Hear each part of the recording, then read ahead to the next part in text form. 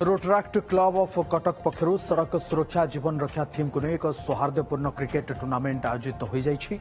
सालेपुर निकट Padampur mini stadium रे आयोजित होइथिला बंधुत्वपूर्ण क्रिकेट टूर्नामेंट। उद्घाटनी समारोह अतिथि भाव ओटीवी कार्यकारी संपादक राधामाधव मिश्र, सालेपुर विधायक प्रशांत बेहरा, जिलापाल प्रांतपाल रोटारियान जाज्ञशीष महापात्र, प्राक्तन प्रांतपाल रोटारियान अशोक बिहारी महापात्र प्रमुख जोगदेते। अतिथि माने सड़क सुरक्षा संपर्क में मत रखा खेलाड़ी उत्साहित करते। अवसर में खेलाड़ी स्थानीय अंचल छात्र छात्री मैंने सड़क सुरक्षा सचेतनता वार्ता प्रदान करते।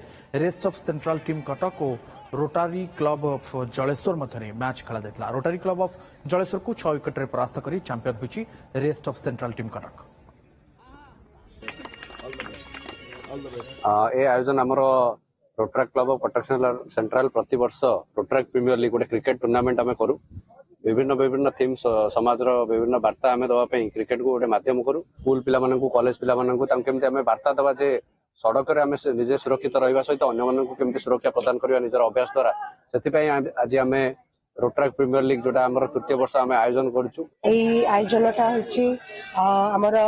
रोटराक्ट क्लब ऑफ कटक सेंट्रल पिला माने प्रत्येक वर्ष गोटे क्रिकेट मैच से माने करंती अपील करंती एवं गोटे गोटे थीम को लेकिन से माने करंती।